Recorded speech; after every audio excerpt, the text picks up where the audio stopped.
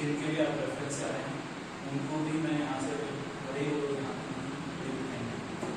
तो सबसे पहले तो मैम सर और जितने भी लोग हैं बच्चे, तो हमारे साथ बहुत सारे बच्चे ऐसे हैं जो पहले से जुड़े हुए हैं यहाँ, जैसे हर्षित को मैं जानता हूँ, प्रिंसी है, श्रीधा है, पहले बार कंफर्टेबल रहो, ठीक है। तो यहाँ पर हम लोग सबसे पहले मैं आपको बता दूँ कि हम लोग हैं कौन और कितने साल से हम लोग यहाँ पे हैं। तो सबसे पहले हम लोगों की जर्नी जो है वो अभी हम लोग 4 साल पहले यहाँ पे स्टार्ट किए थे। एक 1 BHK फ्लैट से स्टार्ट हुआ था 2017 में, और उसके बाद से धीरे धीरे वो 1 BHK 2 BHK हुआ। फिर 2 BHK के बाद से हम लोग, क्योंकि थोड़े से प्रेमाइसेस जो हम लोग करना चाह रहे थे, जो एक्चुअली हमारे गोल्स थे, जिस तरीके से हम बच्चों से इंटरेक्शन करना चाह रहे थे उस हिसाब से हो नहीं पाता। तो ग्रेजुअली हम लोगों ने धीरे धीरे सोचा कि थोड़ा सा प्रेमाइसेस को एक्सपांड किया जाए, और इस वजह से हम लोग यहाँ पे शिफ्ट हुए।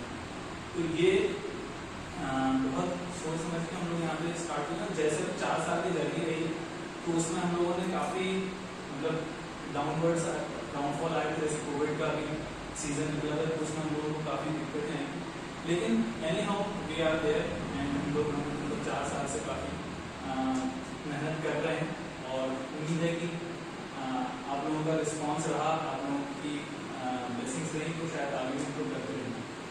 तो ये है हमारी जर्नी। अब यहाँ पर हम लोगों ने यहाँ पे क्यों स्टार्ट किया, हमारी जो फैकल्टी बेस है और जो हम लोग जो चीज़ लेकर के बैठे हैं या जो नॉलेज लेकर बैठे हैं, जो हमारा कंटेंट है, इसके साथ साथ हम लोग MP नगर या कोई दूसरी जगह भी हम लोग उस पर टारगेट कर सकते थे उस एरिया में, लेकिन हमारा मेन ऑब्जेक्टिव यही था कि दानिश नगर, क्योंकि हम लोग जब खुद पढ़ते थे तो उसमें बहुत बार ऐसा होता था कि बच्चे जो हैं MP नगर शिफ्ट होते थे तो वो आने जाने में बहुत ज़्यादा टाइम वेस्ट हो जाता था। मतलब हम लोग वैन में हमारा जो पूरा टाइम था वो निकल जाता था, और जो एक एक्सपोजर हमको खुद को एक टच होना चाहिए लाइफ से थोड़ा बहुत, तो कहीं ना कहीं वो ट्रैवलिंग में बहुत ज़्यादा फील होता था। ऊपर से 6-7 घंटे की क्लासेस होती थी, तो बहुत सारी चीज़ें जो थी वो हम लोगों को ऐसा लगा कि इतनी दूर जाने की बजाय अगर यहीं का बच्चा जो है इस एरिया का, इस लोकेलिटी का अगर हम लोग टारगेट कर पाएँ तो हम लोग उन्हीं को सेम क्वालिटी सेम इनफैक्ट हम लोग मतलब अगर JEE या नीट की बात करें हायर स्टडीज की, तो वो कोटा के लेवल को टच करता है, नो डाउट एट ऑल। हमारा पूरा कंटेंट जो इंटरनेट पर यूट्यूब पर फ्री अवेलेबल है, आप जाके देख सकते हैं। अब ये इसी ऑब्जेक्टिव के साथ, इसी विजन के साथ हम लोगों ने यहाँ पर ये चीज़ खोली। उसके बाद अब जो हमारे मेन फीचर्स हैं, जो धीरे धीरे करके एक एक करके मैं आपको हाईलाइट करता हूँ उस चीज़ को।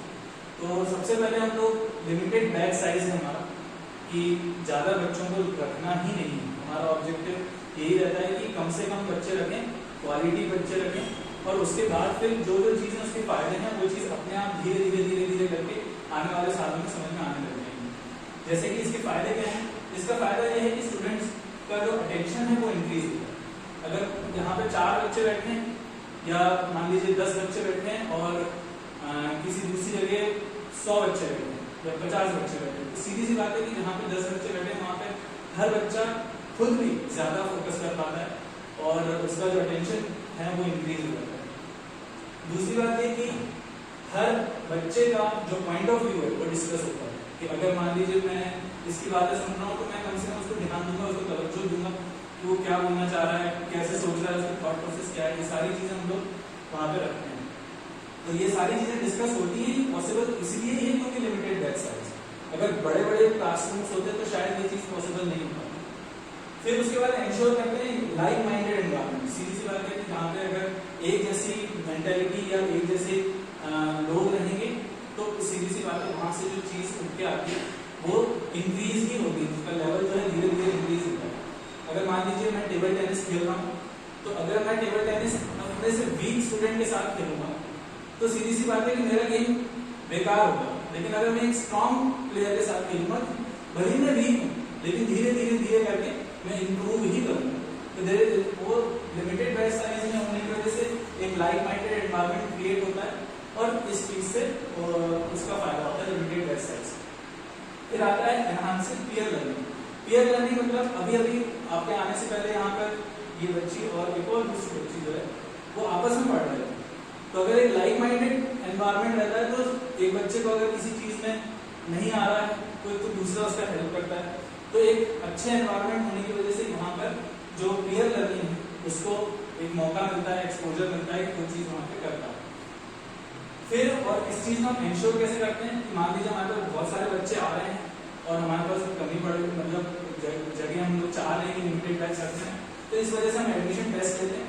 वो एडमिशन टेस्ट बहुत बेसिक लेवल का होता है, लेकिन हाँ इतना तो होता है कि कम से कम एक मिनिमम क्राइटेरिया हो बच्चे का, ताकि लाइक माइंडेड एनवायरनमेंट क्रिएट हो।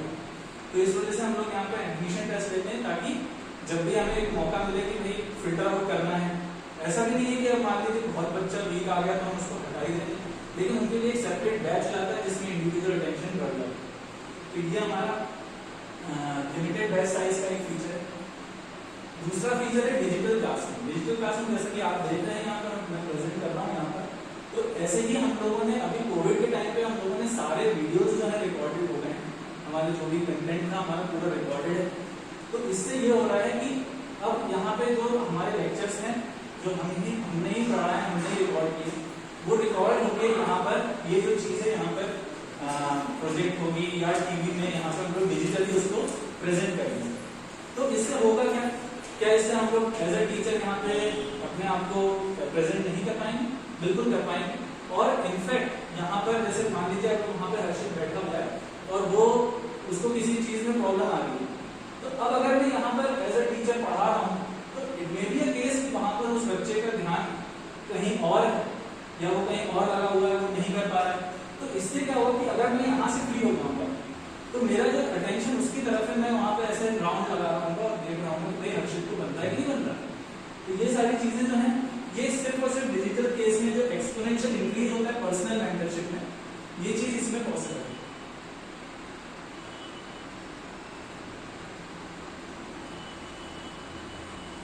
और जैसे कि अब focus on each and every individual student, ये भी आप मेरे ख्याल से समझ ही जाओगे। Tracking of assignments, notes and participation. जितना भी अगर मान लीजिए कोई बच्चा है वो पार्टिसिपेट ही नहीं कर रहा है, कोई बोल ही नहीं रहा है, मैं चाहता हूँ कि वो कुछ बोले, कुछ अपने पॉइंट ऑफ व्यू डिस्कस करे, वो बोल नहीं रहा है, तो मैं उसको थोड़ा सा पुश करूँगा कि भाई बोल, थोड़ा डिस्कस कर, ताकि ये सारी चीजें दिक्कत ना हो। असाइनमेंट्स कुछ बच्चे करते नहीं है, तो हम लोग का प्रॉपर ट्रैकिंग होता है असाइनमेंट का कि क्या बोलते हैं, अगर वो नहीं कर रहा है तो हम आपको पेरेंट्स को प्रॉपर इन्फॉर्मेशन देंगे कि आज इसने होमवर्क नहीं किया, आज इसको जो बोला गया है उसने नहीं किया, ठीक है, नोट्स उसने नहीं बनाए, तो ये है ग्रेड। तो ये सारी ट्रैकिंग जो है इंडिविजुअल कुल मिला के जो पर्सनल मेंटरशिप होती है वो सिर्फ और सिर्फ पॉसिबल है because of digital classroom.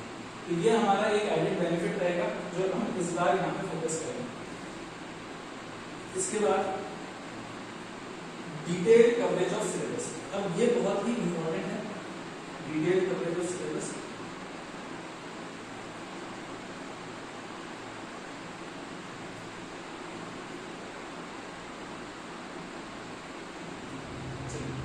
Detail coverage of syllabus में अब यहाँ पे क्या होता है कि बहुत बार ऐसा होता है कि चीजें हवा में उड़ती हैं, मतलब हवा में उड़ना सेंस की बहुत फास्ट फॉरवर्ड वे में सिलेबस को कवर करवाने की कोशिश की जाती है बहुत सारे जगह, not only other coachings but in schools also.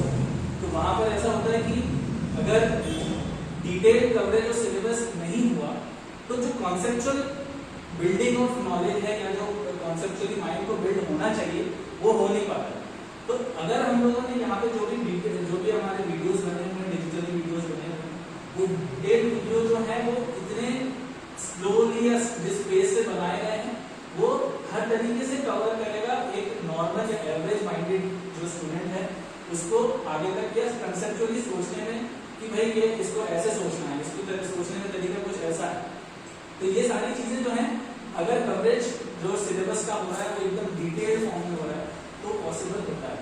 Mind will regenerate a power to be curious. अब यहाँ पे जो मेरे साथ बच्चे बैठे हुए हैं 9th और 10th क्लास, 9th और 10th क्लास अभी तक अगर बात करूँ 7th और 8th क्लास के से उठकर आते हैं तो 7th 8th क्लास में ये होता है कि बच्चों को फैक्चुअल इन्फॉर्मेशन होती है, जो सिलेबस होता है खासकर मैथ्स और साइंस का, तो उसमें केवल और केवल मैथ्स तो नहीं कहेंगे लेकिन साइंस का अगर मैं कहूँ तो साइंस जो है वो एकदम उसमें एकदम फैक्चुअल बेस्ड है, मतलब कि अगर ये है that you have to learn, and उसके बाद फिर वो हवा में उड़ जाती है, घूम जाती है। लेकिन 9th क्लास में पहली बार ऐसी क्लास आती है जब यहाँ पर बच्चों को ऐसा होता है कि क्यूरियोसिटी डेवलप होने लगती है। एक क्यूरियोसिटी डेवलप होती है कि भाई हाँ अब यहाँ पर मोशन हो रहा है, तो मोशन इस तरीके से मैं फील कर सकता हूँ इस चीज को कि हाँ मेरे को ब्रेक लगे, एक्सेलरेशन क्या होता है, डिसेलरेशन क्या होता है, ग्रेविटी को एक्चुअली कैसे देखना है, ये सारी चीजें जो है एक क्या बोलेंगे आपको क्यूरियोसिटी जनरेट करता है, क्यूरियस बनाता है। अगर ऐसा नहीं तो अगर ऐसा हुआ होता तो क्या होता? अगर मान लीजिए मैंने धरती में गड्ढा कर दिया पूरी तरीके से नीचे तक एक आर पार हो गई चीज, बहुत हाइपोथेटिकल सिचुएशन है लेकिन बच्चों के दिमाग में आते हैं थॉट्स। तो अगर हम यहाँ पे देखें तो इसमें कम से कम क्यूरियोसिटी डेवलप हो गई। तो ये एक वो स्टेज होती है यहाँ पे बच्चा 9th और 10th में जब होता है, तो एक ऐसी स्टेज पे होता है जब यहाँ पर चीजें जो होती हैं क्यूरियोसिटी का लेवल जो है थोड़ा सा इंक्रीज होने लगता है। उसको ये पता लगने लगता है कि मेरा इंटरेस्ट कहाँ पे है, क्या मैं मैथ्स में सही हूँ, क्या मैं साइंस में सही हूँ, या मैं कॉमर्स में सही रहूंगा या सोशल में रहूंगा। ये सारी चीजें जो है परसेप्शन मिलता है बच्चे को, वो बिकॉज 9th और 10th का जो करिकुलम बनाया गया है CBSE के द्वारा वो इसी तरीके से बनाया गया। फिर उसके बाद इंक्रीज अंडरस्टैंडिंग, सीधी सी बात है कि कवरेज ज्यादा अच्छे से होगा सिलेबस का, तो अंडरस्टैंडिंग भी बहुत अच्छे तरीके से होगी, इंक्रीज अंडरस्टैंडिंग होगी। एक परसेप्शन मिलेगा किसी सारी चीजों को देखने का। मतलब अभी तक मैं केवल आसमान, मैंने कभी सोचा नहीं होता है कि आसमान नीला होता है तो क्यों होता है, नॉर्मली अगर एक छोटा बच्चा होता है, लेकिन 10th क्लास में उसको एक्चुअली पता चलता है कि हाँ आसमान नीला अच्छा तो इसलिए होता है। तो ये सारी चीजें जो होती है ये 10th क्लास में पता चलती है। 9th क्लास में ग्रेविटी अपन ने सब लोगों ने पढ़ा होता है कि न्यूटन के ऊपर एप्पल गिर गया, लेकिन एप्पल गिरने के बाद उसने क्या किया, कौन कौन से लॉज उसने लगाए, क्या क्या चीजें हुई, कैसे वो हमारी डेली लाइफ में फिट बैठ गई। तो ये सारी चीजें कम से कम एक परसेप्शन मिलता है दूसरे तरीके से देखने में। परसेप्शन टू मिला के मतलब है नजरिया, कि आप कैसे देख रहे हो चीजों को, वर्ल्ड को आप क्या आप वाकई फ्रिक्शन को महसूस कर पा रहे हो, क्या आपको जब लगती है ओ आज यहाँ फ्रिक्शन ज्यादा हो रहा है, इस टाइप के, हालांकि बहुत कॉमन हो गया लेकिन ठीक है, इस तरीके से कम से कम परसेप्शन तो मिलता है। तो वो तभी हो पाता है अगर सिलेबस धीरे धीरे धीरे धीरे इंडिविजुअल आराम से बच्चे के दिमाग में जो है से इनपुट किया जाए। उसके बाद स्टूडेंट जो है कॉम्पिटिटिव वर्ल्ड के लिए रेडी होता है। 10th क्लास के बाद जब 11th क्लास में जाता है तो सीधी सी बात है 11th क्लास में जो कंपटीशन है वो उसको फेस करना है, चाहे वो किसी भी फील्ड में क्यों ना हो, चाहे वो कॉमर्स ले, चाहे वो आर्ट्स ले, चाहे कोई सी भी चीज फील्ड क्यों ना ले, उसको कहीं ना कहीं कंपटीशन तो अपनी लाइफ में फेस करना ही है। तो अगर वो कंपटीशन के लिए रेडी रहना है तो सीधी सी बात है उसकी अंडरस्टैंडिंग अच्छी होनी ही चाहिए। और अंडरस्टैंडिंग अगर केवल सरफेशियल होगी तो प्रोबेबिलिटी है कि वो चीज वहां पर उसको दिक्कत हो सकती है। ये उसके बाद रेगुलर चैप्टर वाइज टेस्ट, और यहाँ पर हम लोग चैप्टर वाइज टेस्ट लेते हैं। जैसे ही चैप्टर खत्म होता है उसके तुरंत बाद हमारा टेस्ट होता है। तो इसके फायदे ये हैं कि चैप्टर जैसे ही खत्म होता है वैसे ही उस चैप्टर का रिवीजन होता है। उसके बाद अगर मान लीजिए परफॉर्मेंस अच्छा हुआ तो सीधी सी बात है बच्चे को एक कॉन्फिडेंस मिलता है, लेकिन अगर परफॉर्मेंस बेकार भी होता है तो उसको कम से कम समझ में आता है कि हाँ ये मेरी गलतियां थी और इसमें मैं इम्प्रूव कर सकता हूँ। तो ये होता है रेगुलर चैप्टर वाइज टेस्ट होने के फायदा। उसके बाद जो भी उसके वीक और स्ट्रॉन्ग टॉपिक है उसके बारे में रियलाइजेशन होता है कि मान लीजिए मैंने पहले चैप्टर में बहुत अच्छा स्कोर कर लिया लेकिन सेकंड चैप्टर में वीक है, तो एटलीस्ट ये एक पॉइंट रहता है कि आपको समझ में आता है कि हाँ ये जो सेकंड चैप्टर है मेरा वीक है। तो इस तरीके से जब इन दी एंड जब आखिर के साल के आखिर में हम देखते हैं तो रियलाइजेशन होता है कि हमें एटलीस्ट पता है कि हमारे कौन कौन से चैप्टर्स वीक हैं और हमें किस पे टारगेट करना है, ज्यादा ध्यान देना है। तो ये होता है रेगुलर चैप्टर वाइज टेस्ट के थोड़े से बेनिफिट्स। उसके बाद अब authentic and relevant full syllabus test series, इसका मतलब ये है कि जैसे हमारा टेस्ट जैसे हमारा सिलेबस खत्म होता है, फर्स्ट टाइम हमारा वैसे 10th क्लास में खासकर बताऊं तो 10th क्लास में हमारा 3 बार कोर्स चलता है, 3 times it will be finished. First time पूरा जैसे मैंने बताया डिटेल कवरेज ऑफ सिलेबस होता है। उसके बाद सेकंड हम लोग 1 day at A time, 1 day at A chapter, मतलब एक दिन में एक चैप्टर करते हैं और उसके बाद सारी चीजें जो है बहुत फास्ट फॉरवर्ड वे में रिवाइज करते हैं। तो ये होता है सेकंड पार्ट। उसके बाद जब ये सेकंड पार्ट के साथ साथ हमारी रिलेवेंट टेस्ट, ऑथेंटिक और रिलेवेंट वर्ड पे मैं ध्यान दूं तो यहाँ पे इसका मतलब ये है कि देखिए फुल सिलेबस टेस्ट बहुत सारी चीजें नेट पे अवेलेबल रहते हैं, बहुत सारी चीजें फुल सिलेबस टेस्ट में आप गूगल पे सर्च करेंगे आपको मिल जाएगा कि ये फलाना जो है फुल सिलेबस टेस्ट देगा। लेकिन एक्चुअली क्या वो वाकई ऑथेंटिक है, क्या वो सीबीएसई के नॉर्म्स के अकॉर्डिंग है, क्या वो वही लेवल लेकर के बैठे हुए हैं जितना लेवल वाकई सीबीएसई में पूछा जाता है। ऐसा तो नहीं कि अननेसेसरीली हाई उसमें बोल दिया ताकि यहाँ पे बच्चों को ये लगे कि भाई ये बहुत अच्छा है, ये इसमें टफ क्वेश्चन है तो ये अच्छा है। तो ऐसा नहीं होना चाहिए, क्योंकि जो रेलेवेंट या ऑथेंटिक टेस्ट सीरीज का ये मतलब है कि जो आपको टेस्ट यहाँ पे मिलेंगे वो परफेक्टली सीबीएसई के अकॉर्डिंग और उसके टफनेस लेवल के हिसाब से ही होंगे। उसके बाद इसके फायदे क्या है, एक तो शेड्यूल्ड फॉर्म हम लोग पूरा एक टेस्ट शेड्यूल बना देते हैं, शायद मिला होगा बच्चों को।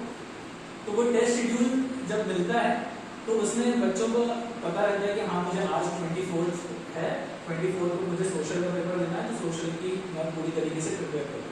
तो इस तरीके से ये शेड्यूल बन जाता है। और लास्ट में जो फाइनल एग्जाम्स होती है उसमें बहुत सारे इंप्रूवमेंट होते हैं, बायोलॉजिकल क्लॉक क्रिएट होते हैं। बायोलॉजिकल क्लॉक का ये मतलब है कि अगर मान लीजिए 10:30 से 1:30 का टाइम है, एग्जाम मेन एग्जाम जो है वो 10:30 से 1:30 देना है, जो ऑफिशियल सीबीएसई का टाइम रहता है वो 10:30 AM 1:30 PM होता है। अब अगर मैंने 8 दिन पहले, 1 महीने पहले से उसी टाइम में 10:30 to 1:30 टाइम में मैंने अपना टेस्ट देना स्टार्ट किया है, तो सीधी सी बात है कि जब मैं वो उस टाइम के लिए कंफर्टेबल हो जाता हूँ और उसलिए मैं ज़्यादा मतलब मेरा जो माइंड है उस टाइम पे ज़्यादा एक्टिव हो जाता है। तो ये होता है बायोलॉजिकल क्लॉक को सेट करना। हमें ऐसा लगता है कि अरे नहीं फर्क नहीं पड़ता, लेकिन काफ़ी फर्क पड़ता है इस चीज़ से। कई बार क्या होता है, लोगों की सोने की आदत होती है, 12-1 बजे खाने की आदत होती है, भूख लगती है, तो उस वजह से क्या होता है कि वो 10:30 से 1:30 बजे हम लोग को क्योंकि दूसरी आदत पड़ी हुई है, तो हमें बीच एग्जाम में जब सीबीएसई के एग्जाम पर उसका हमें भूख लगती है, तो ये जो चीज़ है वो फिर हमें डाइवर्ट करती है, हम उससे डाउन करते हैं। ये सारी चीज़ें speed and time management improve होता है इससे रेगुलर, क्योंकि आप टेस्ट सीरीज देंगे या टेस्ट होते हैं तो हम यहाँ पे हर पॉइंट ऑफ टाइम पे इनको फीडबैक देते रहते हैं कि भाई ये गलतियाँ हो रही हैं, तुम्हारी इस बार स्पीड कम रह गई, तुमने टाइम मैनेज नहीं किया, तुमने सेक्शन डी से नहीं, तुमने सेक्शन बी से स्टार्ट करना था। तो इतने सारे ये सारी पर्टिकुलरली और बच्चे टू बच्चे पे डिपेंड करता है कि अगर मान लीजिए इसके लिए कुछ और है तो इसके लिए कुछ और है, तो ये सारी चीज़ें रहती हैं। तो स्पीड और टाइम मैनेजमेंट इंप्रूव होता है। सिली मिस्टेक्स क्लियरली हाईलाइट हो जाती है कि भाई ये देखो यहाँ पे तुमने गलती करी, तो ये सारी चीज़ें रहती हैं और लीड्स टू, ये सारी चीज़ें जो है इंप्रूवमेंट को लीड करती हैं और एक बेटर परफॉर्मेंस निकल के आता है। उसके बाद अगर मैं लाइब्रेरी की बात करूँ, यहाँ पे हमारी लाइब्रेरी इसी की वजह से इतने बड़े लाइब्रेरी है, और अब ये लाइब्रेरी इसलिए भी ज़्यादा जरूरी है, ये पिछले प्रीमाइसेस में हमारे पास फैसिलिटी नहीं थी, लेकिन हम लोग इसमें ज़्यादा फोकस करते हैं सेल्फ स्टडी मोड पे, क्योंकि सेल्फ स्टडी अगर करेगा बच्चा तो सेल्फ स्टडी से सेल्फ अंडरस्टैंडिंग बनती है, मतलब खुद पढ़ेगा, उसकी खुद की अंडरस्टैंडिंग बनेगी, गलत भी हो सकती है, सही भी हो सकती है। फिर उसके बाद वो सेल्फ अंडरस्टैंडिंग जो है वो अप्लाई करता है इस चीज़ को कि मैं इसे क्वेश्चन करके दे दूंगा तो मुझे पता चलेगा कि जो मैंने समझा है मैंने सही किया है कि नहीं किया, तो वो अंडरस्टैंड एप्लीकेशन होता है। अब वो एप्लीकेशन जो है उससे आंसर गलत भी आ सकता है और आंसर सही भी हो सकता है। अगर सही हो गया तो अच्छी बात है, बच्चे को कॉन्फिडेंस आता है कि हाँ मैंने जो समझा वो सही समझा, और अगर गलत होता है तो फिर वो यहाँ पे जितने भी हमारे मेंटर्स हैं उनसे डिस्कस करता है कि मैंने यहाँ पे क्या गलती करी, फिर उसको पता चलता है कि ये गलती हो गई थी तुमसे, तो इसको ऐसे समझो, तो ये इंप्रूवमेंट होता है।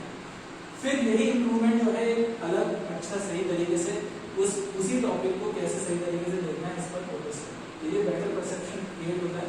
तो हम लोग इसलिए लाइब्रेरी पर काफ़ी इस बार हाईलाइट हम लोग करेंगे। और एडवांस कंप्यूटर लैब, यहाँ पे आप देखेंगे तो हमारे पास ये जैसे ये डेस्कटॉप है, ऐसे ही 5 से 6 डेस्कटॉप यहाँ ऊपर रखे हुए हैं।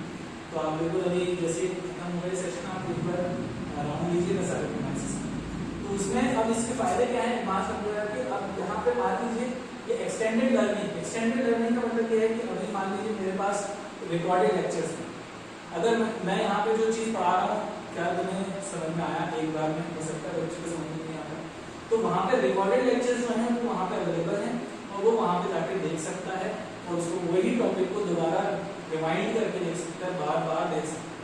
तो ये होता है कंप्यूटर के होने के फायदे थोड़े बहुत। और ऐसा नहीं, अब हो सकता है कि मान लीजिए कोई पर्टिकुलर टॉपिक जो है वो मेरे द्वारा जो पढ़ाया गया है वो इसको समझ में नहीं आ रहा, लेकिन किसी और ने पढ़ाया वो समझ में आ रहा। तो इंटरनेट जो वर्ल्ड है, यूट्यूब पर बहुत सारे फैकल्टीज हैं, ऐसा नहीं कह रहा हूँ मैं कि कोई अच्छा है या कोई बुरा है, ऐसा नहीं। हर बच्चे की अपनी फ्रीक्वेंसी होती है और वो फ्रीक्वेंसी के हिसाब से वो जिस फ्रीक्वेंसी के साथ सेट होता है वो हो फ्री हैंड देते हैं कि बच्चे को जहाँ से वो करना है इंटरनेट पे जो चीज़ देखनी है वो चीज़ वो देख सकता है। हाँ, लेकिन हमें थोड़ी बहुत निगरानी रखनी पड़ती है, सीधी सी बात है, नहीं तो पता चला गेम खेलने लगते हैं। तो ये सारी चीज़ें जो है हम लोगों को थोड़ा सा देखना पड़ता है, तो वो हमारा काम को हम लोग देखते रहते हैं। उसके बाद अब ये है personality development activities. Personality development activities मतलब यहाँ पर अगर कोई बच्चा जो है इसका जो स्टेज फियर है, स्टेज फियर जो है वहाँ पे उसको कम करने का मौका देता है। यहाँ पे हमारी एक्टिविटीज़ होती हैं पर मंथ, हर महीने हम लोग ट्रिमेंडस डेज सेलिब्रेट करते हैं। सेलिब्रेट इन द सेंस कि वहाँ पर कुछ गेम्स करवाते हैं, कुछ एक्टिविटीज़ कराते हैं, एक मौका देते हैं बच्चे को कि वो अपनी जो भी आर्ट है, आर्ट फॉर्म है, चाहे स्किल, कोई सी भी स्किल, वो यहाँ पे आके प्रेजेंट करे बच्चों के सामने। वो एक दिन पूरा रहता है, हर महीने एक करते हैं, ज़्यादा भी नहीं करते। और उसके बाद फिर उससे क्या होता है कि धीरे धीरे बच्चे का जो, और जो नहीं करता है उसको हम पुश करते हैं कि कुछ बोलो, कुछ भी बोलो, यहाँ पे आकर के कुछ प्रेजेंट करो, अपने आप को करो, या जो भी तुम्हारे थॉट्स हैं उसको यहाँ पे रखो। तो ये सारी चीज़ें जो होती हैं यहाँ पे स्टेज फियर को थोड़ा सा खत्म करती है, कॉन्फिडेंस बिल्डअप होता है। और उसके बाद हेजिटेशन डिक्रीज होता है। मतलब यहाँ पे अगर मान लीजिए वो बच्ची मेरे से कुछ पूछ नहीं रही, उसको कुछ घबराहट हो रही है कुछ पूछने में, तो वो हेजिटेशन उसका खत्म होता है कि अरे ये हमारे सर हैं, ये हमारे मैम हैं और इनसे हम जो चाहे वो पूछ सकते। तो हेजिटेशन जो होता है, कुछ भी सड़े से सड़ी चीज जो है, सीरियस पॉसिबिलिटी जो होती है, वो इजीली बिना किसी हिचक के वो बच्चा जो है डाउट पूछ सकता है। और ये रहता है। फिर exposure to the residing artist, जैसा मैंने बोला कि कोई भी कुछ, जैसे अभी तक मुझे इस बच्ची का नहीं पता कि ये बच्ची क्या कर रही है, लेकिन अगर मैंने उसको एक मौका दिया, उसको एक स्टेज दिया करने का, तो वो सीधी सी बात है, वो अपना कुछ अजूबा ही निकल के आ सकता है।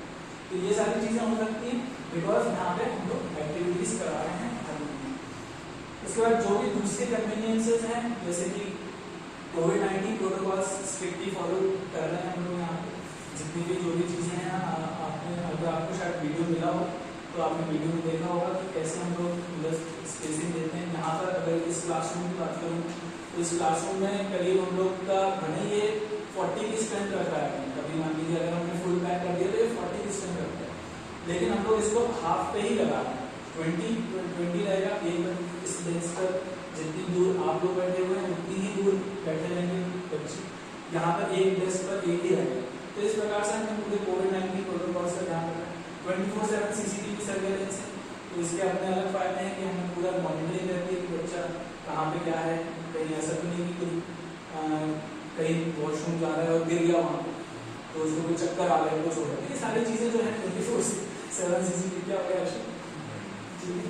तो equipped with fire safety extinguishers, ये फायर सेफ्टी एक्सटिंग्विशर्स हैं, ये भी हमारे पास, क्योंकि अभी सूरत में पिछले साल एक आग लग गई थी कोचिंग में, तो काफ़ी नामा हो गया। तो उसके रिगार्डिंग में हम लोग फायर सेफ्टी एक्सटिंग्विशर्स में रहते हैं, दोनों ही फ्लोर पर हैं।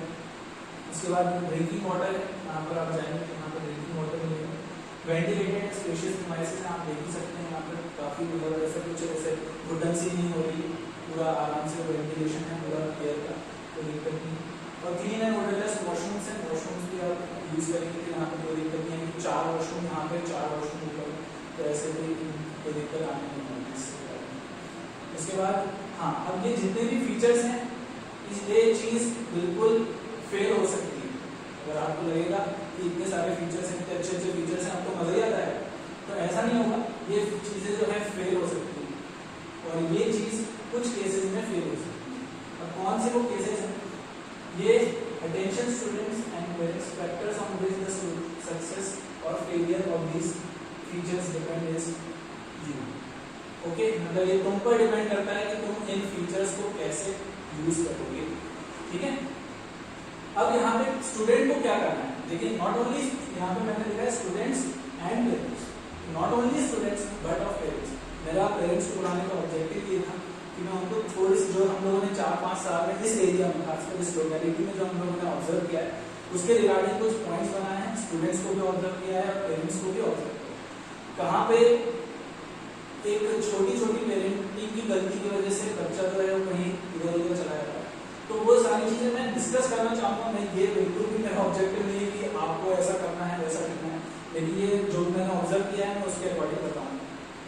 तो यहाँ पर सबसे पहले तो मैं स्टूडेंट्स को बता दूं कि स्टूडेंट्स यहाँ पर स्टूडेंट मस्ट बी रेगुलर, उनको रेगुलर रहना है। रेगुलरली एक भी क्लास मतलब कोशिश करना है कि बिल्कुल जब तक अनअवॉइडेबल सर्कमस्टेंसेस ना हो तब तक कोई भी क्लास मिस ना करें। क्लास मिस नहीं करना है, बिल्कुल रेगुलर रहना है, टाइम पे आना है ना, टाइम पे ध्यान रखना है। उसके बाद जितने भी असाइनमेंट्स हैं, जो भी चीजें दी जा रही हैं असाइनमेंट के फॉर्म में, वो तुम्हारी जिम्मेदारी है कि तुम्हें कंप्लीट करना है, ठीक है। अगर नहीं करोगे रेगुलरली, वैसे तो पेरेंट्स को अपडेट मिलती रहेगी, लेकिन अगर तुम लोग नहीं करोगे तो सीधी सी बात है नुकसान तुम्हारा है, ठीक है। उसके बाद फिर student must make class notes. कई बार ये होता है कि बना लें, बोल ही रहे क्या हुआ, लेकिन नहीं, हमें उसी टाइम उसी वक्त नोट्स बनाने हैं। नोट्स बनाने का भी एक आर्ट होता है, मतलब उसमें कैसे नोट्स बनाना है। धीरे धीरे 9-10 की बच्चा धीरे धीरे सीखता है कि ये पर्टिकुलर चीज जो है मेरे लिए जरूरी है कि नहीं, है ना। आधे टाइम 9th क्लास में खासकर जो छोटे छोटे बच्चों को आदत होती है, छोटे छोटे बच्चों को आदत रहती है कि सर इसमें पतली कॉपी बनाऊं कि मोटी कॉपी बनाऊं, इसमें ब्लू पेन से लिखूं कि ब्लैक पेन से लिखूं। अब ये सारी चीजें जो है हमको, अब हम बड़े हो चुके हैं, अब हमें खुद ही समझनी है ये सारी चीजें कि हमें कैसे नोट्स बनाना है, क्या नोट करना है, क्या नहीं करना है। ये सारी चीजें जो है तुम्हें खुद इंडिविजुअल लेवल पर समझनी है ना। और उसके बाद नोट्स बिल्कुल बनाना है, नोट्स नहीं बनेंगे तो तुम्हारे पेरेंट्स को खबर कर दी जाएगी, ठीक है। उसके बाद student must practice enough questions related to the topic. वो पीछे लिखा हुआ है थ्योरी पढ़ जग वहां सिलेक्ट बढ़ाना कोई, प्रैक्टिस जिसने रोज किया सिलेक्शन पक्का। तो यहाँ पे हालांकि वो कॉम्पिटिटिव के पॉइंट ऑफ व्यू से लिखा है, तो हम लोग वहाँ पे ये फोकस करना चाह रहे हैं प्रैक्टिस पे। तो प्रैक्टिस कई बार तो अगर थ्योरी पढ़ने में मजा आ गया, हमको तो सब कुछ पता है, लेकिन जब क्वेश्चंस करने जाते हैं या जो अप्लाई करने हम नॉलेज को हम शायद नहीं कर पाते। उसकी वजह सिर्फ ये होती है कि प्रैक्टिस नहीं होती। फिजिक्स में चाहे वो न्यूमेरिकल प्रॉब्लम हो, चाहे मैथ्स में, चाहे कितने भी क्वेश्चन आ रहे हैं, हमने एनसीईआरटी 4 बार रट ली उसको, लेकिन हमने कुछ नए क्वेश्चंस तो ट्राई किए।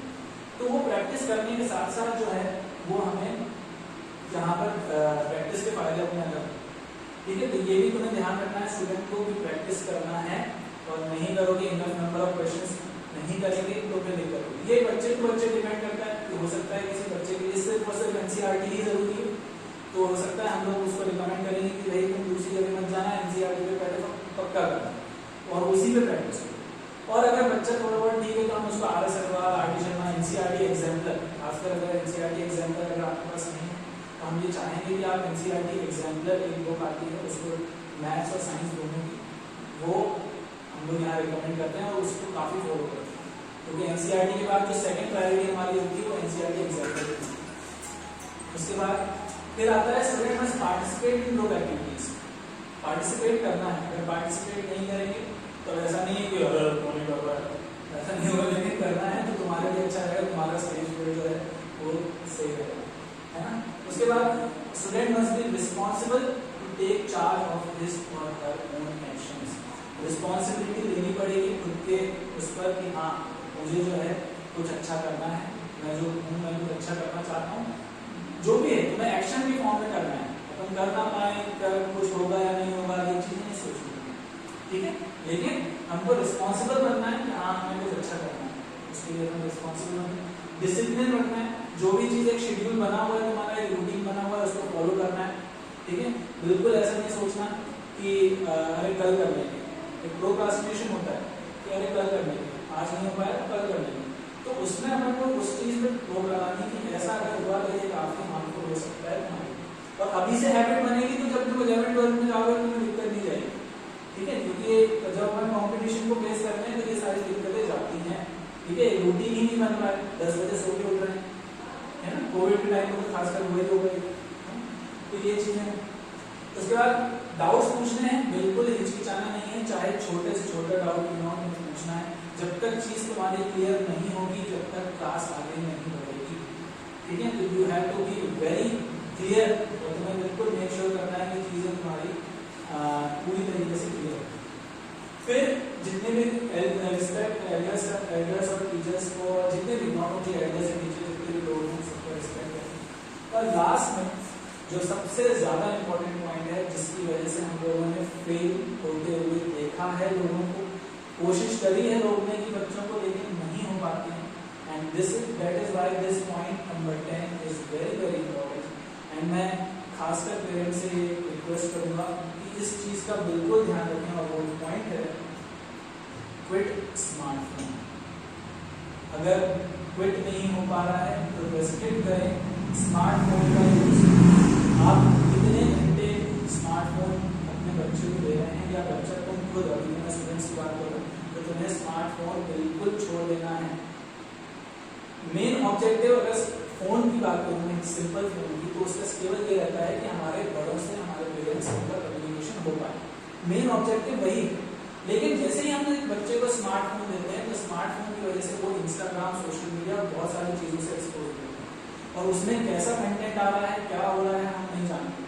ठीक है, बच्चा किस लेवल पर किस चीज़ों से एक्सपोज हो रहा है। तो ये चीज़ें, और ये ऐसी होती है, एडिक्टिव होती है। वो चाहे वो स्मार्टफोन दे दिया तो हो सकता है वो किसी, आजकल तो बिंज वॉच का भी ट्रेंड चल रहा है। बिंज वॉच मतलब नेटफ्लिक्स हो गया या अमेजन प्राइम हो गया, तो ये सारी चीज़ों में एनीमे आजकल बच्चों को काफ़ी अट्रैक्ट करती है।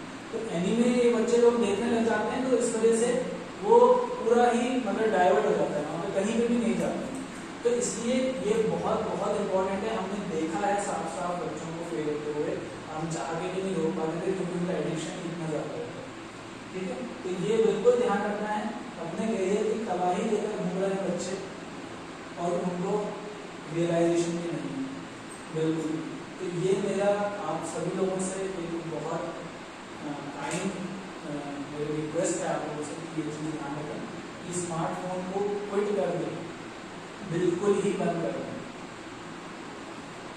अब पेरेंट्स का रोल क्या है? तो पेरेंट्स की तरफ से भी बहुत बार ऐसा हम लोगों को ऐसा होता है कि बच्चों को जो अटेंशन पेरेंट्स के द्वारा मिलनी चाहिए वो शायद मिलती नहीं, अभी तक जो हमने ऑब्जर्व किया। तो मैं आपको वो कुछ हाईलाइटिंग पॉइंट्स बता दूँ, जैसे कि parents must be very very care and updated about childrens activity at this age particular. ये एज जो है, ये जहाँ पे अभी 15-16 साल का बच्चा जो है किन चीज़ों से एक्सपोज हो रहा है, कहाँ कहाँ उसका कैसा फ्रेंड सर्कल है, उसके सारी चीज़ों के बारे में आपको पता होना चाहिए कि यहाँ पे कहीं ऐसा तो नहीं कि कहीं हो गया, क्योंकि पेरेंट्स का बहुत बड़ा रोल होता है। मतलब मैं अपने इंडिविजुअल की बात करूँ तो मैं जब 8th-9th क्लास में था तो मेरी एक कॉपी थी, उस पर रानी मुखर्जी की फोटो बनी। अब वो रानी मुखर्जी को बच्चों में क्या होता है, बच्चों में हम लोग जो बच्चे थे तो उसके दांत निकल रहे हैं तो उसको रेंग दिया, उसको आँख बना दी, उसका कुछ कर दिया और पूरा कबाड़ा कर दिया उसके चेहरे। तो अब ये जब मेरे पेरेंट ने देखा, मेरे फादर ने देखा, तो मुझे टोक दिया, किसने किया? मैंने नहीं किया, मेरे दोस्तों ने किया, मुझे तुरंत छोड़। और मैं सही बता रहा हूँ, मुझे लग रहा था कि उस टाइम की ये सारी चीज़ें जो है यार क्या है, इनको क्या पता। तो बच्चों को लगता है ऐसा कि आपको क्या पता, हाँ हमारे दोस्त हैं, हमारे दोस्त सही है, सब कुछ। लेकिन ऐसा होता है कि वो एक टोकने की वजह से जब मैं अब देखता हूँ राइट नाउ, तो मैं देख पाता हूँ कि मैं अगर मैं अभी एक सही एनवायरनमेंट में हूँ और वो ही बच्चे जिनके साथ उस टाइम हुआ करता था वो किस एनवायरनमेंट में है, मैं साफ देखता हूँ। तो मैं रियली मैं थैंक करता हूँ कि अगर मेरे को उस टाइम पे मेरे पेरेंट्स ने नहीं टोका तो शायद आज मैं नहीं हो कुछ और कर रहा हो। तो ये सारी चीज़ें जो हैं काफ़ी इंपॉर्टेंट होती हैं। Parent must inform about child's behaviour and progress without hesitation towards teachers and mentors. हमारे जो टीचर्स मेंटर्स हैं, बच्चे की क्या कितना घबरा रहा है, कितना डरा हुआ है, सब्जेक्ट से डरा हुआ है, किसी भी चीज़ से डरा हुआ है, वो आपको बिल्कुल फ्रैंकली शेयर करनी, बिल्कुल उसमें हेजिटेट नहीं करना है कि हमने अगर बताया तो शायद कुछ अलग परसेप्शन मिल जाए हम लोगों की नज़र में आपके बच्चे की।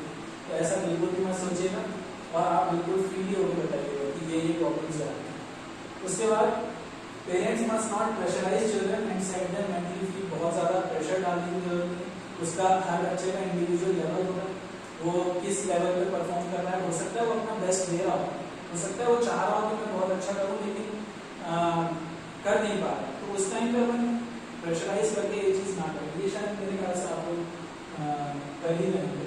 Parents must tap the child's back regularly even in the case of failures. अगर वो बच्चा फेल भी होता है तो भी उसकी पीठ थपथपानी है। वैसे तो हम करते ही कि बच्चे ने अच्छा किया है तो हम लोग चाहते हैं कि भाई अच्छा किया, लेकिन फेलियर के टाइम पे हम लोग कई बार उनको ज़्यादा गुस्सा कर देते हैं या ऐसा कर देते हैं, लेकिन नहीं, उस टाइम पे उनको टैप करना है उनको बैक को। और हाँ, इसका ये बिल्कुल मतलब नहीं है कि बहुत ही ज़्यादा पैम्परिंग हो जाए, अरे बेटा मेरा बेटा, अरे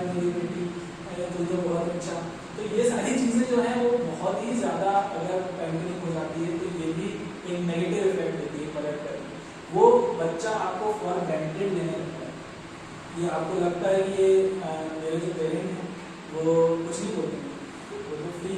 तो इस वजह से वो काफ़ी ज़्यादा पैम्परिंग होने की वजह से जिद्दी हो जाता है, जिद्दी बना आ जाता है बच्चा। तो ये भी आपको ध्यान रखना है, आप ज़्यादा बेहतर हैं इस मामले में कि कैसे बैलेंस रखना है हर चीज़। तो ये चीज़ है। इसके बाद parent must not make fascinating promises to children to make them perform board in exam. मैंने बहुत बार देखा है पेरेंट्स को, बच्चे बोलते हैं, उससे डिस्कस करते हैं कि सर मेरे पापा ने बोला है कि अगर तूने इतना इतना स्कोर किया तो तेरे को मोबाइल ला के देंगे, तेरे को बाइक ला के देंगे। तो ये सारे फैसिनेटिंग प्रॉमिसेस जो होते हैं ये हार्मफुल होते हैं। यानी कि अगर हम बच्चे को ये बोल रहे हैं कि भाई तुम ऐसा परफॉर्म करो, तो not for your self but for the bike, मतलब ये कहने मतलब मेरे ख्याल से ये एक थॉट जो है, हालांकि हाँ उसको थोड़ा पुश कर सकता है उसको अच्छा स्कोर करने के लिए, लेकिन उसको नॉलेज गेन करने के लिए, उसको कंसेप्चुअली स्ट्रॉन्ग बनाने के लिए मुझे नहीं लगता कि ये चीज़ उसको ग्रो करती है। ये मेरा इंडिविजुअल पॉइंट हो सकता है, आपका कुछ और हो सकता है, लेकिन हाँ मुझे ऐसा लगता है कि फैसिनेटिंग प्रॉमिसेस नहीं करनी चाहिए बच्चों के साथ कि हम ये ला देंगे, तुम्हें हम वो कर देंगे अगर तुमने इतने % स्कोर करेंगे। तो ये भी काफ़ी हमने देखा। ये तो मैंने आपको बता ही दिया कि काफ़ी स्ट्रिक्टली मॉनिटर करना है कि चाइल्ड स्मार्टफोन कितना यूज़ कर रहा है, ये चीज़। और parent must be aware whether the child is in the right direction for the career or not. तो कहीं ऐसा तो नहीं कि कैरियर जो उसको बनाना है उसे भटक रहा है बार बार। हो सकता है सबका अपना अपना इंडिविजुअल कैरियर है, हम उसके कैरियर के फोकस भी वो भी ना करें कि भाई देखो इसी फील्ड में जाना है, और अगर वो है उस डायरेक्शन में तो कहीं ऐसा तो नहीं कि उस डायरेक्शन से नहीं पकड़ेगा। ये भी आपको मेक श्योर करना है। तो उसकी रेगुलरिटी यहाँ पे, पंक्चुअलिटी यहाँ पे है कि नहीं, ये भी आपको मेक श्योर करना है। और साथ में उसको ये भी अंडरस्टैंड करवाना है कि पैसा कितना इम्पोर्टेंट है, वैल्यू फॉर मनी। यानी कि ऐसा वो ये ना बोले हम लोग कि भाई तुमको पैसा खर्चा करना ही नहीं, बिल्कुल नहीं करना, तुम्हें एकदम बिल्कुल जहाँ पे जरूरत हो वहाँ पे भी। जरूरत है तो बेस्ट चीज लो, जरूरत है, if there is a need then go and buy the best thing that is in the market. But unnecessary कोई चीज ना खरीदो, अननेसेसरी कोई चीज खरीदने से मतलब कोई फायदा नहीं है। यार मेरा मन तो नहीं है कि मैं घूमने गया था लेकिन मैंने 300 रुपये की शर्ट मिल रही थी तो ले ली, और 300 रुपये की शर्ट मिल रही थी लेकिन जरूरत है तो ये देखो। तो इसलिए हमको ये सारी चीजें हैं। कई बच्चों को मैंने देखा है कि यहीं पे हमारे एक स्टूडेंट है, वो यहीं 2-3 किलोमीटर दूर ही रहता है और वो कार से आता है, 10th क्लास का लड़का 2-3 किलोमीटर के बाद से यहाँ पे कार से आता है। तो मुझे ऐसा लगता है कि वो उसको मतलब कैसे उसको बताया जा रहा है कि पैसे की क्या कीमत है, वो थोड़ा सा मुझे वहाँ पे एक बैड लगता है। और अभी से अगर हम इन बच्चों को इन चीज़ों की आदत डालेंगे तो मेरे ख्याल से ये एक फ्यूचर में अच्छा थॉट प्रोसेस कर सकते हैं फॉर मनी। ये अब ये सारी चीजें जो मैंने फीचर्स आपको गिनाए हैं, इसकी जरूरत क्या थी, what is the need of these features. ये जितने भी डिटेल कवरेज और सिलेबस हो गया या लाइब्रेरी हो गई, ये सारी चीजों की क्या जरूरत है। अगर आप ये टाइम्स ऑफ इंडिया का आर्टिकल देखेंगे, 7 मई 2019 का आर्टिकल है, जब 10th क्लास का रिजल्ट डिक्लेयर हुआ, 10th क्लास का रिजल्ट जब डिक्लेयर हुआ उसमें 2.3 लाख पीपल जो है 90% प्लस रिसीव किए। क्या 90% प्लस स्कोर करना किसी भी बोर्ड एग्जाम्स में आजकल वाकई इतना बहुत ज़्यादा वो हो गया है, मतलब मुश्किल हो गया।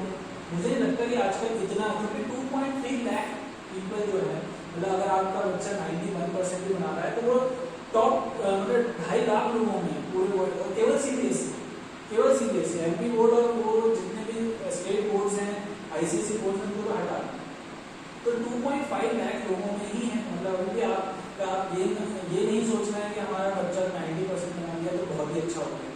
तो अब जो है it's high time to realise that scoring 90% plus is not equivalent to climbing Mount Everest. Mount Everest जैसा नहीं होता, पहले के टाइम पे जरूर होता था कि भाई किसी के 90% बन जाते तो बहुत बड़ी बात है। तो 90% स्कोर करना अब उतना बड़ा होगा नहीं रह गया है। तो ये चीज़ है, scoring 90% plus and being conceptually weak. अगर आप 90% बना रहे हैं और आपके कॉन्सेप्ट जो है वो वीक है, तो ये तो वही बड़ी बात हो गई कि हाथी के दांत दिखाने के कुछ और खाने के कुछ और, है ना। तो what's more important is how good a student can visualise, feel and observe things around. वो कैसे देख रहा है चीज़ों को उसका कंसेप्चुअली कितना वो स्ट्रांग हुआ है, ये चीजें जो है वो ज्यादा इंपॉर्टेंट है rather than scoring 90% marks. What's more important is whether children can represent themselves in front of anyone or any stage for that matter. मतलब यहाँ पे अगर मैं खड़े होकर यहाँ पे बोल रहा हूँ तो क्या आपका बच्चा अभी यहाँ पे खड़े होकर के इतने ही बच्चों में क्या कॉन्फिडेंटली अपने आप को रिप्रेजेंट कर पाएगा? ये हमारा लोगों का ऑब्जेक्टिव है, ये हम लोग इस चीज पर टारगेट कर रहे हैं कि 90% स्कोर होने के बाद भी बच्चा जो है वो कॉम्पिटिटिव एग्जाम्स को क्रैक नहीं कर पाता। वो जब भी किसी इंटरव्यू को फेस करता है तो even after scoring 90% of marks वो वहाँ पर स्कोर या मतलब अपने आप को अच्छे से रिप्रेजेंट नहीं कर पाता। तो ये चीज़ जो है अपनी जो हेजिटेशन है उसके अंदर, ये चीज़ जो है हम लोगों को इसी पे वर्क कर रहे हैं लोग, खासकर 9th क्लास में, क्योंकि यहाँ पे बच्चा थोड़ा सा कंपैरेटिवली कॉम्पिटिटिव एनवायरनमेंट के मुकाबले फ्री रहता है। ये तो इसका क्या ये मतलब है कि should I not target 90% plus marks? क्या मुझे 90% प्लस मार्क्स को टारगेट ही नहीं करना चाहिए? तो मैं साफ बोल रहा हूँ नहीं करना चाहिए। कर वो किसी भी चीज को टारगेट नहीं करना चाहिए। 90% मार्क्स हो चाहे 80% मार्क्स हो, कोई सा भी मार्क्स परसेंटेज मार्क्स उसको टारगेट ही नहीं करना चाहिए, क्योंकि प्रोसेस जो है वो ज्यादा इंपॉर्टेंट है।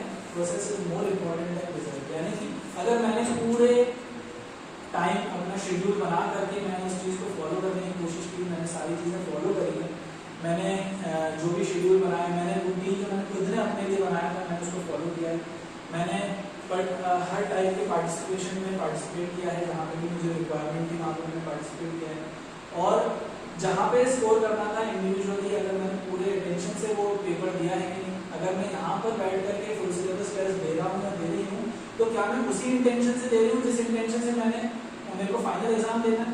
तो this is the part of the process. तो ये अगर प्रोसेस अगर सही तरीके से फॉलो होती है तो ऑटोमेटिकली ही वो स्कोर में कन्वर्ट होता है।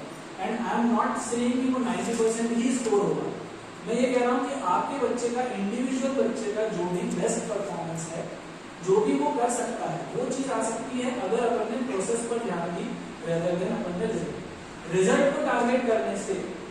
मान लीजिए मैंने 90% टारगेट किया तो ऑटोमेटिकली मेरे दिमाग में एक टारगेट बनता है 90% लाना है। लेकिन उसके बाद क्या होता है कि हो सकता है एक प्रोबेबिलिटी आप उस मतलब उसको एक बर्थ दे देते हैं प्रोबेबिलिटी को कि देयर इज अ चांस कि वो 90% स्कोर नहीं कर पाए। तो अगर वो नहीं कर पाता है तो डिप्रेशन होता है, फिर काफी चीजें होती है, बच्चा पता नहीं उसको लगता है कि मैंने जो सोचा था मैं तो अचीव ही नहीं कर पाया। तो क्यों ना हम ये चीज सोचे ही ना?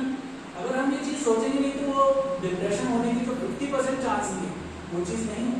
और अगर वो नहीं होगी हम प्रोसेस फॉलो करेंगे तो आज नहीं तो कल वो प्रोसेस जो है वो बेनिफिट देगी। तो ये चीज है, इसलिए कुछ भी मत सोचना 90% प्लस है या कुछ भी लाना है, हमें नहीं सोचना, हमें प्रोसेस पे ध्यान देना। हमारा जो रूटीन है हमें उसको फॉलो करना है, that's the thing that we have to follow. So are you with us? Sheela, Harshit, Tanish, ठीक है। तो मैं आप सभी लोगों का इस चीज में पार्टिसिपेशन चाहूँगा, और ये सारी चीज़ें हम पेरेंट स्टूडेंट तीनों की जो टीम बनेगी बहुत बढ़िया परफॉर्मेंस आ सकता है, not only academically but also personality wise. Okay, so अब मैं अपनी टीम को थोड़ा आपको इंट्रोड्यूस करवा देता हूँ। तो ये टीम में पूजा मैम, पूजा तिवारी, ये हमारी 9th 10th की स्पेशल मेंटरिंग इनकी रहेगी, और पर्सनली जितना भी बच्चों का इंटरेक्शन होगा 9th और 10th का तो इन मैम से होगा, और इनका एक्सपर्टीज मैथ, साइंस और सोशल में। Ma'am please.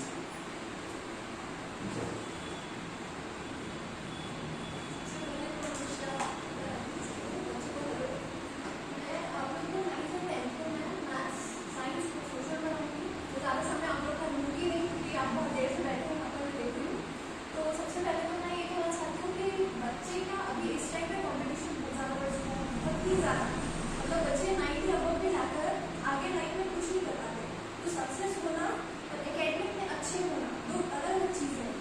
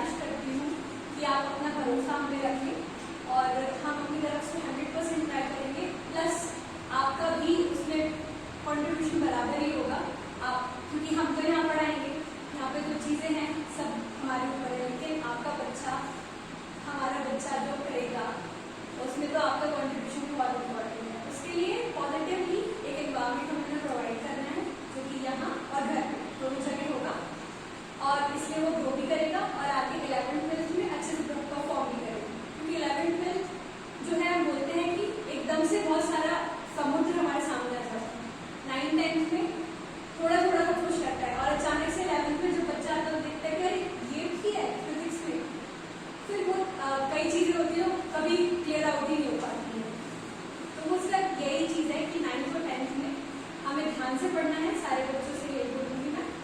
और मन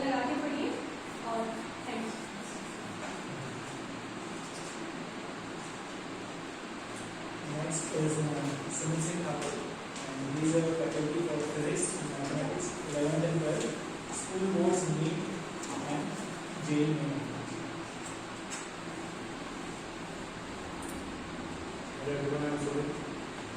बहुत सारा पेशेंट भी आपने सबको सुना, तो 5 मिनट से ज़्यादा नहीं हुआ। 3-4 पॉइंट्स मुझे बताने हैं कुछ इस टाइप से कि सबसे पहले रिस्पॉन्सिबिलिटी का टेक्निकल मीनिंग सीखना है सबको।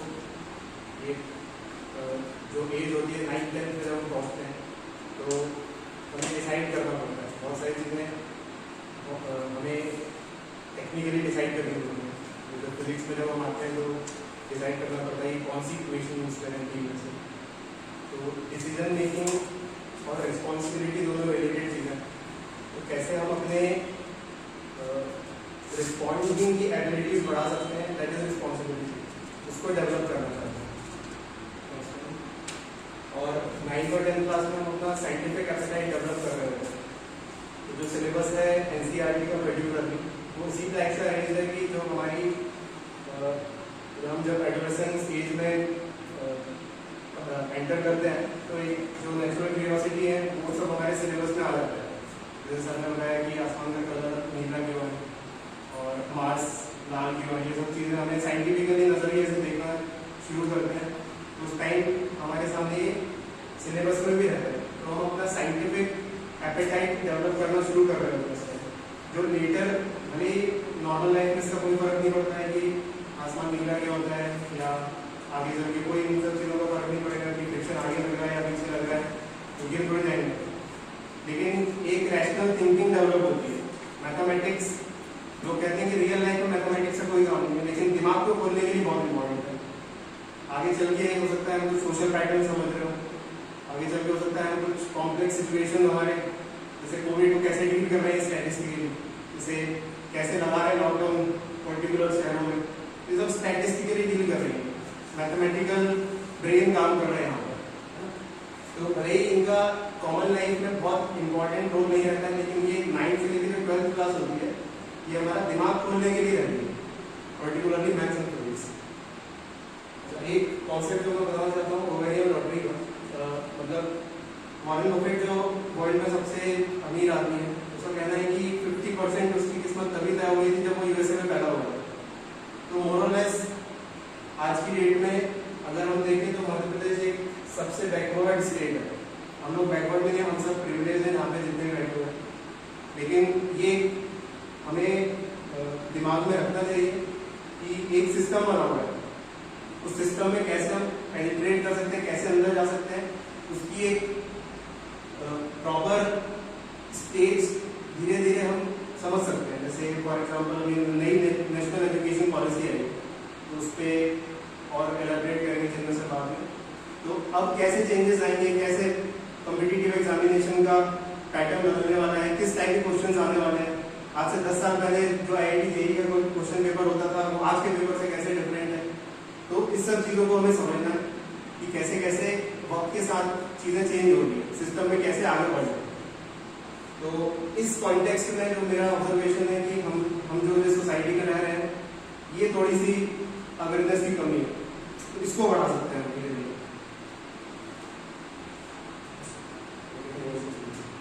So, myself Chinmay, I will be the faculty for physics, chemistry and mathematics, 9th and 10th school boards and NTSC also I used to know. And in general, मेरा जो major expertise है वो faculty of chemistry, 11th and 12th for boards and NEET and JEE Mains.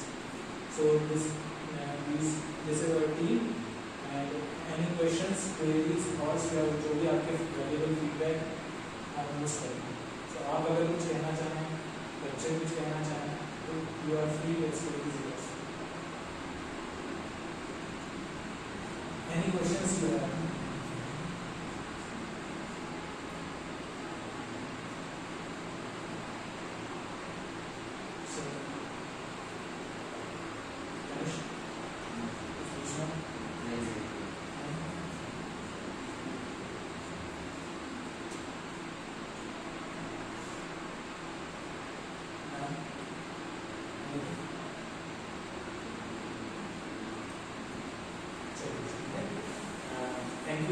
for being a member of the Rosen family.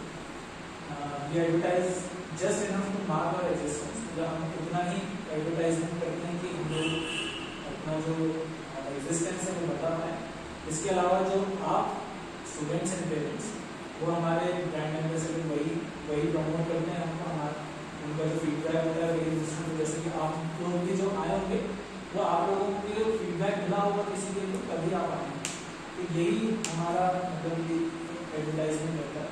तो अगर आप लोगों को हम लोग की टीम बेनिफिशियल लग रही है या होपफुल लग रही है तो आप दूसरों को रिकमेंड करिए और देखते हैं अब आप और हम मिलकर के कैसे इस सेशन को बनाते हैं और आगे बढ़ते हैं. क्लासेस क्या क्लासेस शुरू हुई? यस सर, क्लासेस 4 अगर 9 क्लास है तो 4 to 6 तो उसका टाइम रहेगा. प्रोबेबली 5:45 5:30 तक मैक्सिमम रहेगा. उसके बाद फिर छोड़ देंगे. उसके बाद जो 10th क्लास रहेगी 10th क्लास हमारी 6 to 7:30 7:45 रहेगा. तो ये हमारा टाइमिंग है 9 to 10 क्लास. तो कल से स्टार्ट करेंगे. आपको डिटेल टाइम टेबल जो है हमारे व्हाट्सएप ग्रुप पर मिल जाएगा. तो इसके रिगार्डिंग आपको जो भी पूछना हो या कौन सी बुक्स लेके आनी है, फिलहाल आपको सिर्फ NCERT लेके आनी है. धीरे धीरे हम बच्चे को जैसे ही ऑब्जर्व करेंगे उसके अकॉर्डिंग हम बच्चे को रिकमेंड करेंगे कि कौन कौन सी बुक्स जो है वो रिकमेंडेड रहेंगे. तो it depends on student to student and his or her potential. तो ये है. Thank you.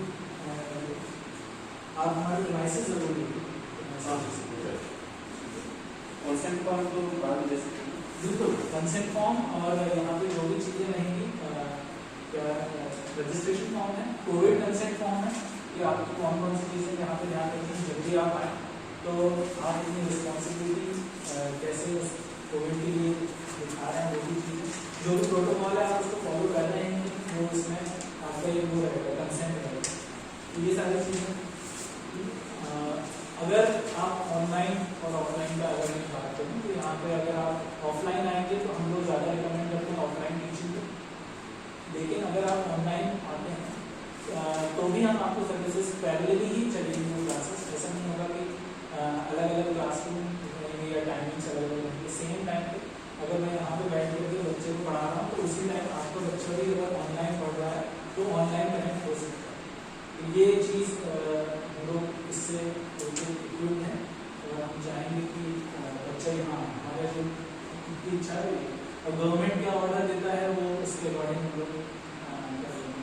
एक बार जैसे गवर्नमेंट 31 मार्च तक फिलहाल अभी डिलेमा में है कि कोचिंग सेंटर्स का क्या है, लेकिन उसके बाद फिर 31 मार्च के बाद जैसे भी ऑर्डर्स आते हैं अगर हमें एक बार मिल जाता है कि we have a goal for that तो हम लोग पूरी तरीके से अप्लाई करेंगे. तो ये